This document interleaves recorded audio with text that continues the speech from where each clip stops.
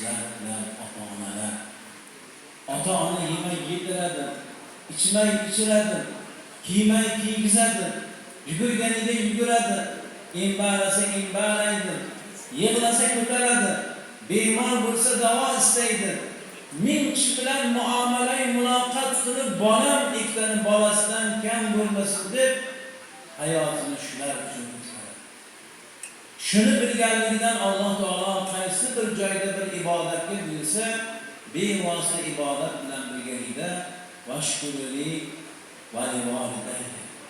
Ey bandam, mengagina shukur qilgin. Mendan boshqa biror bir shaxsga ibodat qilmagin. Va bil validayni ihsoni, ota-onaga yaxshi muomalada bo'l. Meni roziligim ota-onangning roziligiga bog'liq. Meni g'azabim shu ota-onaning g'azabi bilan birga bo'ladi. Rasululloh alayhisalom aytadilarki, kim ertalab tursa-yu ertalab otasini xursand qilsa, o'ziga bir jannatdan eshik ochdi.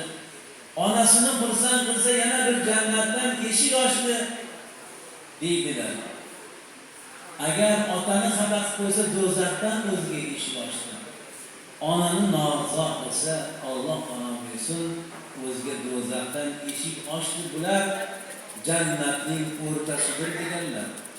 Bular tirik ekan, bularning duosini olib jannatning bo'lolmagan kishi, bular o'tib ketgandan keyin endi jannat eshigi bekildi, qiyomatgacha ochilmaydi.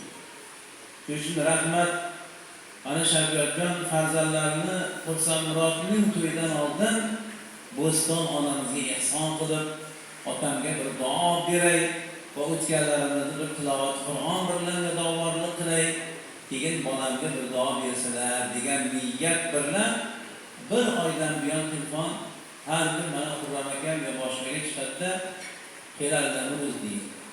Nega kelmaymiz? Shu ota-onasini xursand qilgan yigitlarni huzuriga kelmay bo'ladimi? Yaxshilik yuzi jannatdir, ani ko'rmoq g'animatdir.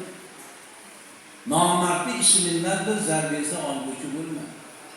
Ota-onasini ranjitib, elini yurtini, nomini qaro qiladiganlarni tillab bersa, boshingizda tosh ko'sa unda foyda yo'q. Ammo yaxshilarni ko'p ko'rsangiz jannatni ko'rgandan ekan.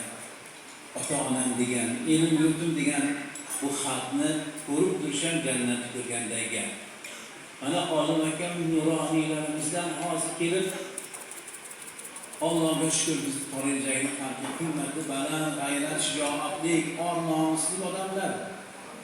Ko'plari ko'chalarni asfalt qilyapti, beton qilyapti, himmat qilib atrofini toza tutyapti deydi. Mana hozir 40 kunlik prezidentning tashabbuslari bo'lib turibdi.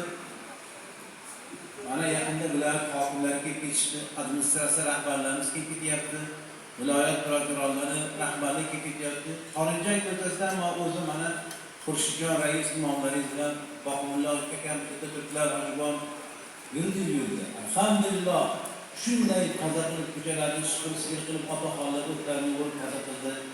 Tozalik bo'lgan joyda baraka bo'ladi, fayz bo'ladi, nur bo'ladi, kasallik ko'tariladi.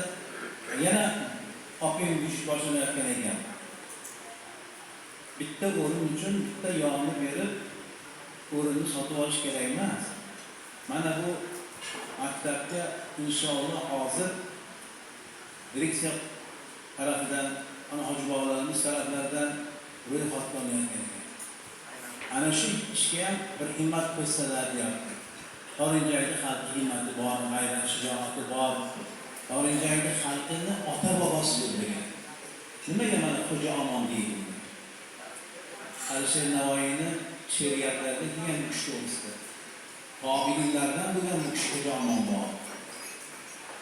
Saudiya Arabistoni dushmanlar qo'llab Xurosonni o'tgan, Xurosondan Termizga o'tgan, Termizdan qochib kelib shu Torinjayga qo'nib qolgan. Sherti xalqi ota-boboning shu kishini olim ulamo bir fozil tobiin degan zotni uy berib, joy berib, boshpana berib, keytan qo'llatgan yomonlardan saqlagan uchun Xo'ja Amon amonlik topgan bu yerga deydi.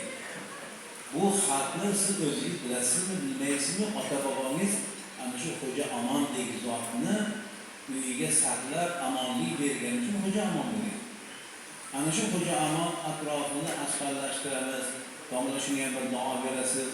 Xalqimiz yonimizda tursa, o'zlari uchun yaxshi bo'ladi deb turibdilar. Alloh taolo bu omonchilikka ham o'zi yoru madadkor bo'lsin. Inshaalloh Qur'on tilovatidan keyin duolar qilamiz. Assalomu alaykum va rahmatullohi taala va barakatuh.